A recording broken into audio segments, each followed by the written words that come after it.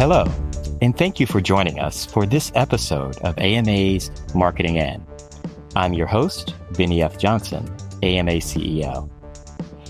In our episodes, we explore life through the lens of marketing, delving into conversations with individuals that flourish at this intersection of marketing and the unexpected.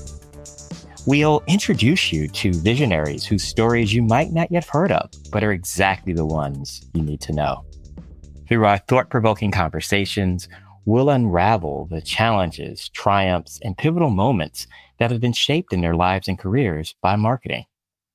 Today, my guest is Elav Horowitz. Elav has mastered the art of translating really complex innovations from AR to AI, from social media to immersive experiences, into strategic growth opportunities for some of the most iconic brands. Her background weaves together this kind of global tapestry, stretching from the world's innovation centers to the boardrooms of industry leaders, to small startups and offices, and here on our very own podcast.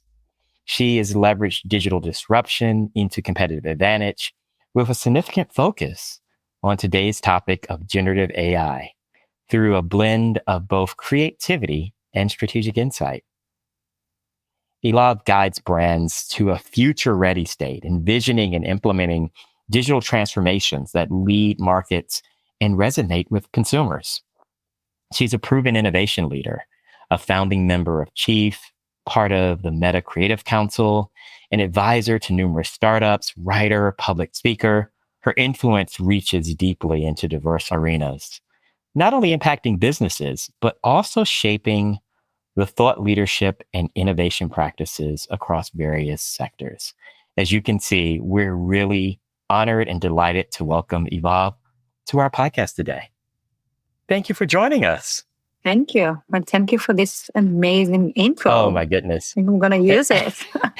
I am just so honored and impressed to be able to have our conversation today, to really think about, the heart of innovation. And I promised you before that we're going to talk AI, but that's not going to be our first question, right? So our first question is, I want to know more about you and your journey.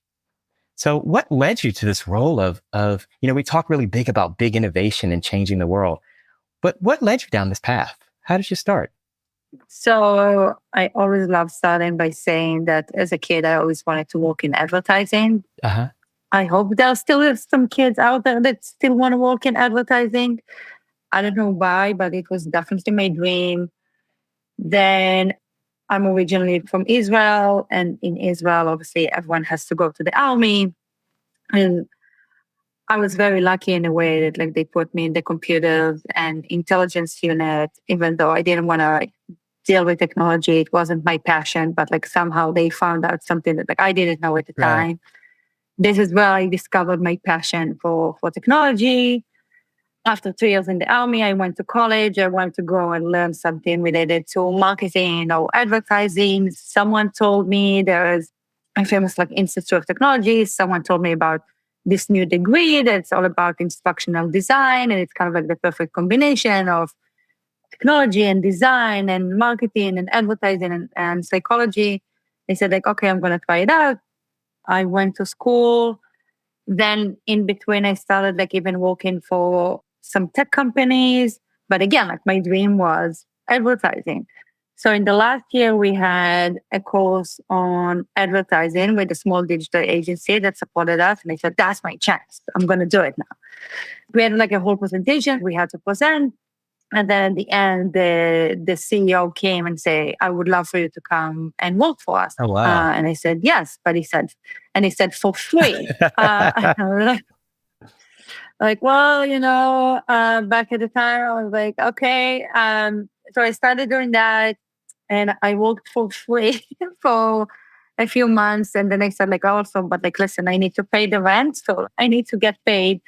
But it was a great school because it was one of the first small digital agencies, and it was the early days of digital media and social media. So we did a lot of crazy campaigns that created a lot of noise. And then I moved to another small digital agency to run the social media department. And then a recruiter that knew me said, oh, they're looking for someone like a digital expert to Right. come to McCann in Tel Aviv. And I said, I don't know. And like McCann Tel Aviv, like it's a really big office, one of the most successful ones. He said, like, it feels too big. I don't think like I would be able to do it. I prefer like more boutique agencies. And just go and meet with them and see like what you feel. And I met the CFO and the COO, was an amazing woman. And obviously she convinced me to come, and I said yes. And I joined McCann. And it was amazing because it was to work with top-notch creative, famous brands, Right. and also to lead like digital transformation from scratch. And obviously Israel is like an amazing innovation hub with so many startups. So after 4 years, I said like, oh, we're not taking advantage of what we have around us, like in terms of startups. So I created this program called Tech Date Okay. to match between brands and startups. And Oh, again, nice. it was Right. 9, 10 years ago. It was like quite innovative at the time because the brands marketing mainly, like they did partner with small emerging startups. We started doing that. And then we did it to a global delegation from Nestle and some other McCann offices around the world, like started hearing about it. And I was like, oh, maybe I should do it globally Right. in some capacity. And then I was offered the job here in New York to move to New York to be part of McCann Worldgroup globally and to start our innovation department, innovation offering, which was also like my dream all the time to be in New York. So I'm kind of one of the lucky Right. ones that I'm able to say like, oh, I actually fulfilled my dream. So yeah. This is an incredible story, but for full clarity, I Thank just you. want to make sure. So now you get paid though, right? Yeah. Okay. Just wanted Yes, to make sure Yes. because, I'm here for you. I wanted to make sure. It's New York City. That was my concern. I was like, oh, Exactly. no, Yes. it's incredible to kind of hear that space in there. A point that I saw that was interesting in your background is how you've been able to toggle between startup and big enterprise. I'm going to ask this question as a two-part. What are some of the things that you wish that more startups understood about larger organizations and vice versa? What do you think that there are some lessons that the big brands can take from some of the startup energy? Yeah. So it's a great question. I think I will start with why I love working with Right. startups like that much. For me, it's like all the time the signals like towards the future. And every time there's new emerging technology, I always go and try to find like the most like relevant like an innovative startup because then I would understand okay Right. how this future might look like and like which solutions we actually need to think about. So I would love that like big corporations would have this agility Mm-hmm. and can do it spirit and that, we're here for each other and this togetherness and we have one mission and one goal that the whole company is going towards, which is amazing. Like this Right. energy, every time like you made a startup, you're getting like, infected by this like energy. And that's like the beauty of it. And then I would love for startups to understand it's like they need patience to actually work with like big corporations. And then I think sometimes, not sometimes, like most of the times, and like that's what I do with most of the startups I work with, is they need to tailor their story accordingly Mm-hmm. to the company they're meeting with. So for me, it's not only sharing the solution like case studies, Right. it's already kind of saying or like after some research, here's like what we think like we can actually do for you. And kind of close the gap because Right. then I think like, it would be like easier for the company to say yes versus trying to figure out by themselves what should be the first pilot. But I think it's mainly, just like translation Right. between like two different entities in a way. I love the advice that you've given on both sides of that. But something you said at the beginning was really interesting, that when you find innovation or you see something new technology in there, you go directly to the startup source. Right. Now, talk a little bit more about that. How does that help shape your understanding of the innovation or the new? And I'm going to say innovation because sometimes innovation is not technology, right? To speak broader in that, how does that help shape your understanding of how to wield this new innovation? So it's again, because like innovation, for me, it's to show that new things are possible. right? Or new solutions. And I always say, in a way, we don't need to reinvent the wheel because someone has been already creating this wheel or like has been thinking about it. So we just need to find a solution that is relevant and adapted. So a lot of the times is, for example, and like I also call it like chicken, the egg, or the omelet. Right. So in the creative industry, so sometimes the creatives will have an idea that we need to find like the right technology. Right. But sometimes it's the chicken. And then like the egg is like, no, you see an amazing technology out there. And then the creatives or the business, the brand team would have an idea of what they can do with it. And sometimes just like a combination of both of them or just an insight or someone read something that then you're like, okay, that there's something here, like now try to find the right idea or the right technology as part of it. So it's like a mix. So for me, it's to show the possibilities. It's also to show, because I feel like there's a famous meme or cartoon sometimes that a lot of companies or like a lot of people, they want to be like the first ones doing something, but then they ask like, can you show me someone else who did it? Right. So you want to be the first one, but you also want to make sure that you place your bet in the right way. Right. So for me to show startup solution and like mainly the ones that like already have case studies, it's kind of like giving an insurance certificate to a big company to say, this is doable, this is possible, here's the potential ROI that you can have out of it. And now let's try it and let's experiment with it. And then it's also, again, because I mentioned the signals. So like with like every new technology, we can have some predictions of what those would bring. And then you can find relevant startups and to say, here's the evidence of why we think like these predictions might happen. Which I think it's really powerful. When did you realize that you had a gift in helping to translate these complex, because you talked about kind of not even leaning into the technology space and then finding that was a passion lane. But when did you realize that you could kind of make sense of these movements in a way that was impactful to organizations? Wow. Thank you. I think for me, it's mainly to understand something that sounds complex to people and then being able to translate it in a way that would make people excited about it or want to hear more or I will always try, because again, of course, we're in this industry. For me, it's all about storytelling. So how do you tell a story about it that will make someone feel that he wants to be part of it? And I feel like sometimes, and not sometimes, most of the time, it's like technology is very intimidating and scary, and people don't want to engage with it. So it's kind of like, okay, how can I tell this in a different way? And all the time, like when I would see something, so okay, this is what it means, or like this is how people can think about, how brands can think about it, or like how we can tell it in a better way. And what inspires me is that when I see something click for someone, or this light in their eyes when they understand something that they haven't understood before. And I don't know, it's for me, I always laugh that I suffer from constant FOMO. Okay. All right. So regarding the fact that this is why also I love New York and like why I live here. Right. But it's every new technology or every new trend, I need to understand what it is, or like I need to try it out, that I would be able to satisfy my FOMO. And this is why then I can kind of share it with other people as well. So yeah.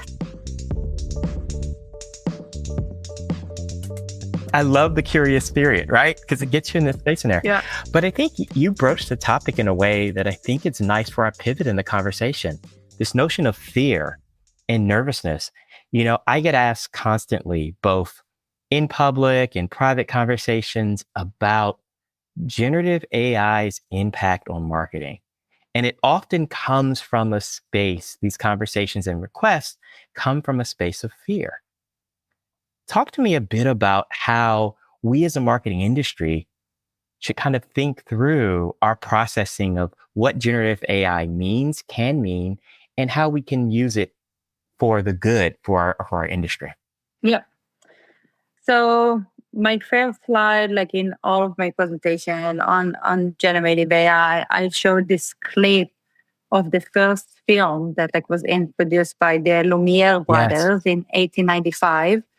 And I think like everyone knows the story that like when it was introduced in the cinema, people were so scared that they jumped out of their chairs, like when they saw the train entering the station. So I asked people not to jump out of their chair during this presentation.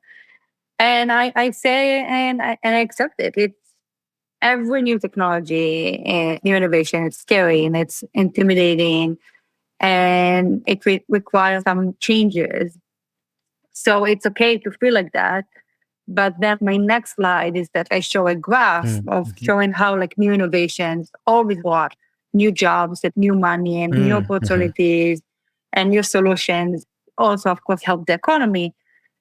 So, and this is kind of like where I show it's also going to be beneficial. And now the only decision we need to make is like on which side you're going to be. Is that, and I think like, mainly with like generative AI and like it was the thing with the metaverse, people were like, oh, it's just the hype, it's gonna go away. And I think in 2023, there were like a lot of people that were still on the fence and calling it a hype or a scam. And I think now in 2024, people finally understand, no, it's here to stay. It will change some jobs and processes, but at the same time, it would also create new solutions and new business models like we need to think about. For me, it's an evolution that we need to evolve ourselves with this technology, and we need to upskill ourselves and like our teams to understand like how to use this technology for our own benefit. And then I get excited about, I have this table that shows how AI is going to affect everything. And the last bucket is it's what are like the new businesses and products and solutions and services that we can think of offering, as an agency for our clients, but of course for like big companies like marketers now to the consumers. Because a lot of things that like we wanted to do in the past and we couldn't because it was too expensive or too complex. Now we can actually do it with generative AI. And we still need to remember, and like for me, this is the most important point, it's just a tool. It's not that like by itself would create solutions or ideas or would generate content. You still need the human input as part of it.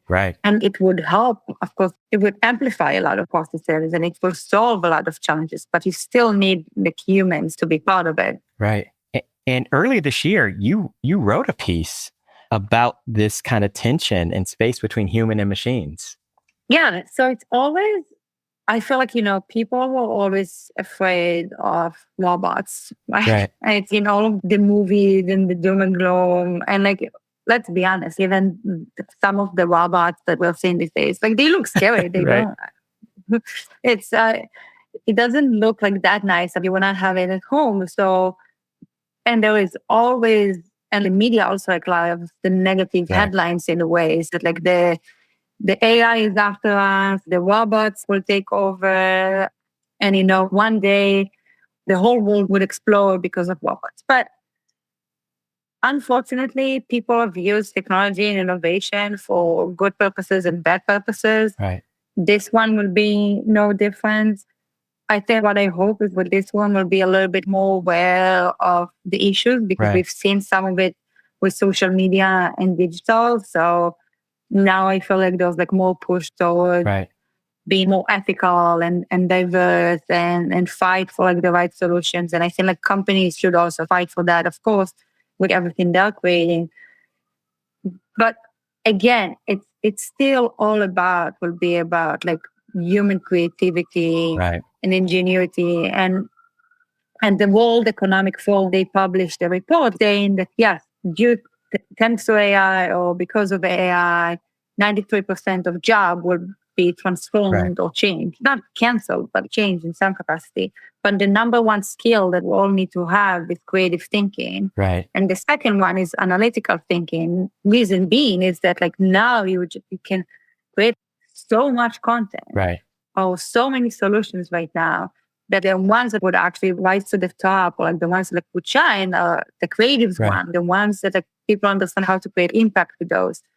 So for me, this is why it's like so critical to still have creativity and human experience as part of it, because only then you know how to direct the machines and the AI. It's so true. So I'm going to ask you this question because you have such an interesting and dynamic global growth story. So where do you look for new ideas? For me, it's I always say the streets. Uh-huh. Again, Yeah. I'm very lucky, of course, to live in New York, and this is why COVID was so hard for me, and of course to other people. But it's this constant inspiration that Right. I'll see something that I didn't think about, or a new experience, or a new store. Like someone would say something, or someone would wear something, and then something would click for me. For me, it's also like virtual streets, like Right. Teams chat. We have now globally, we've created a lot of virtual groups of like talents from around the Right. world that will just communicate like all the time and share Mhm. ideas and concepts. Someone would post something and then will inspire like another person. So for me, it's this little moment that you see something that somehow inspire you to think about it differently. Well, I'll ask this question for hyperfocus. What excites you today? What are you most excited about? It's going to be a cliche, but I am really excited about AI and the Yeah. possibilities. I think for me, not speaking about, and it is like related to our world as well, but for me, the fact that it democratizes creativity Yeah.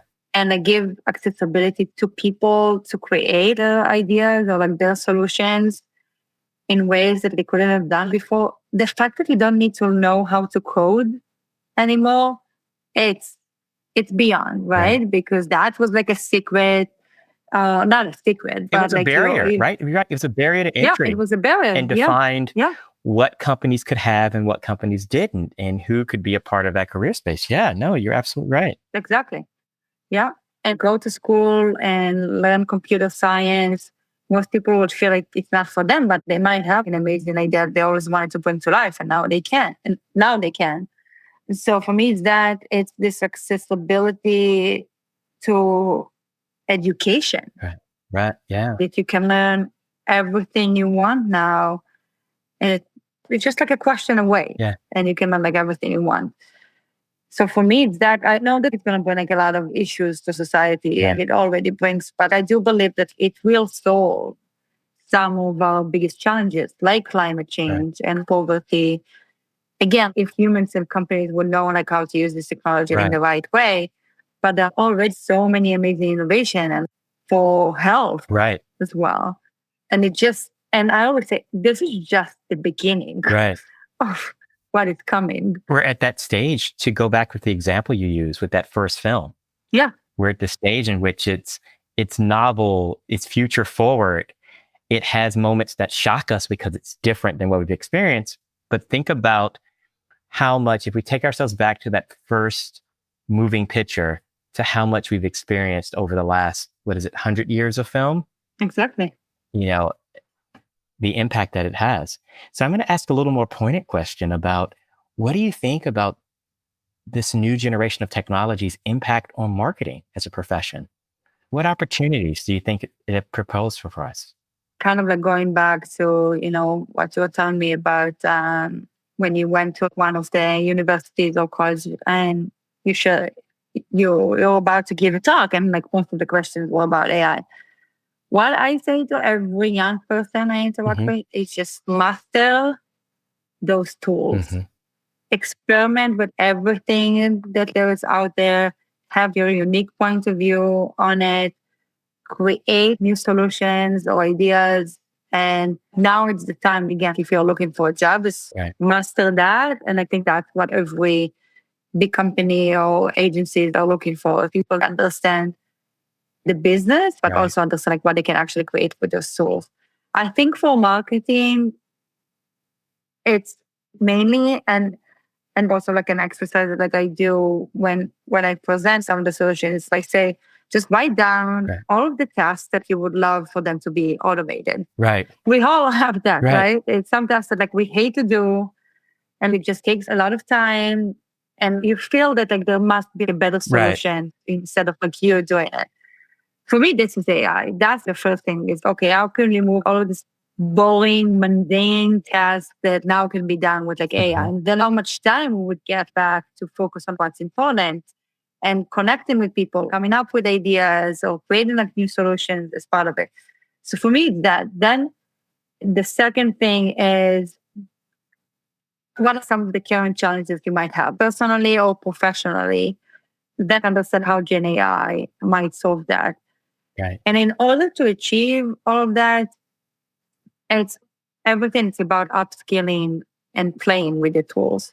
It's not like you need to learn everything that it's out there and like play with every tool, but you need to understand how it can help you, what it can do, Right. and then like you understand how you would function differently and how you would structure your team differently, and what are like the new tasks that you can do thanks to that. Which I think is really great.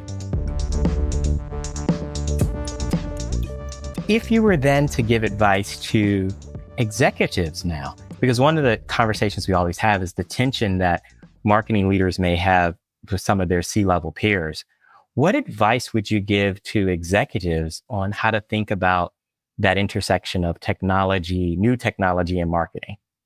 What advice would you give to that executive suite who are always in the conversations with the marketing leaders, right? But if you could offer one bit of how to more effectively engage and leverage marketing, what advice would you give to our fellow friends in the C-suite? Set aside time and some budget, not like even like big budget, for experimentation. That when you see something that you want to experiment with, it will not be the time or like resources that would stop you from doing that. I'm a big believer again, like in training and upskilling teams. So to do more of that. And I think that would unlock, the fear or the concerns that people might have of engaging these new solutions and like technologies. Because when you understand what it is and you understand like the opportunities and the threats of having new technology, then you know how to use it. Yeah. So for me, it's that. It's just embrace like an experimentation mindset. Speaking about what we can learn all from startups, it's that. Yeah. I love how you're framing that, because it's true. Like experimentation provides a solution to perfection, right? For executive suites and leaders who want this thing to work out perfectly. When you think about it, it's experimentation that you get your breakthroughs, that you get your biggest impact, and freeing yourself up from that and setting aside the space to have healthy, dynamic experimentation, the space in which marketing can thrive. Exactly. Yeah. So what, if I ask you this question, as you think about, you call yourself a brand innovator, which is really kind of wonderful and powerful in that space. When you think about what's next for brands, I ask this question for you. What's next for you? What's top of mind for you in the future, my friend? What are you thinking about? For me, it's how we can help creativity thrive in this new era of AI, how we can refine new voices and new talents that are embracing this technology, and then make sure that they would be part of our industry. Right. I think it's also, it's not like, everyone has been kind of saying that, and I feel like even there's a new article about today. We know it's going to disrupt like advertising and marketing business models. But I think, it's the time. We need a little bit of disruption to come up with new business models and new solutions and rethink this like formula that we all feel that we have right now. Right. And I think like better content, better ads, better solutions would come out of it for people, for consumers, and for companies themselves. And I think a lot of it would change. And I don't want to say that like we're not going to recognize advertising and marketing anymore, but it will probably be better and more relevant and more personalized and more creative. So yeah, for me, it's this new balance. Yeah. How it's all gonna, who are like players, how it's all gonna play out, what will come out of it. And then personally, I feel, it's like we've been through a couple of tech revolutions by now. For me, it's how we're making sure that we are creating like a better technology for all right now. It's how are we making sure that more women would be part of this, because there was already like an AI gender gap. Right. Because, of course, men are the ones developing these solutions. Women are not embracing it enough like men. It's probably going to hurt women's jobs versus what's considered to be like men's job. And that's, for me, it's like, wait a minute. We were through something like that like already. We're still, of course, part of it. So now how can we actually change that and make sure that women or under marginalized voices would be like the ones, I don't want, not necessarily like dictating the new technology, but being part of the conversations, because if not, like, we're just going to do the same mistakes all over again. Right. And to your point, this is an active season for all of us to be a part in shaping what these newer technologies continue to become and evolve in. Right. If we opt out of it, then it happens to us versus being a part of crafting what comes next. And push the tech companies, push the startups. I feel like the difference, and OpenAI speaks about it publicly. They're saying, tell us, how could we do better? What we should be doing? Put guardrails in place. They are asking for it, and I think it's different than what we used to see like in the past. So yes, to your point, this is definitely the time to push back on some of the solutions, or try to think how to create like something even better. So I'll take you back to growing up. Did you ever imagine that this would be your job? No. And I feel very lucky that as I mentioned, I wanted to work in advertising and I wanted to live in New York. So I definitely do that. But what a way to do it, my friend. What a way to do it. Yes. And I feel like very lucky that I get to play and work with people that want to experiment these new solutions. And I love the challenges. Like in between. I still find that people are afraid or they don't know exactly how to embrace it. For me, it's yes. I get excited by it. When it's all clear, I'm like, okay, no, this is not that exciting. Well, I love the fact that you're excited about the complex intersections. And that's what our conversations here are all about. That there are no easy solutions, but really dynamic questions and prompts for us to figure this out. And you've turned your entire career into an innovation lab, which I think is kind of fun to think about. Thank you. So yes. Well, thank you. I cannot believe we're at the end of our time already. I could sit back and talk about innovation with you forever. And I'm sure we'll do it again. I'm going to invite you back next year because I know in 12 months, who knows? So much will have changed. Yeah. And we'll need to see so much more that comes into it. But yeah, I think about, innovation, as you said before, is an opportunity to experiment and play and think about the unexpected. And that's really what, we want to encourage in our careers in marketing for those who are coming up and working. So Elav, thank you for this thought-provoking conversation, your spirit and energy, and being open to experimenting and breaking things with us. Of course. Thank you for having me. And who knows, maybe the next time, like our AI avatars would be the ones talking. So maybe. And then we'll let them do it. And then we'll just edit and correct as we go along. Right. No, but the future is dynamic and we encourage you all to be a part of it. So thank you all for joining me and my guest, Elav, as we talk about innovation, technology, and what's next in AI marketing and beyond. Thank you for joining us for this episode of Marketing And. We encourage you to follow us both and follow the AMA. We're here as a resource for you to help you navigate upskilling, experimentation, and the future of marketing. Thank you for joining us today.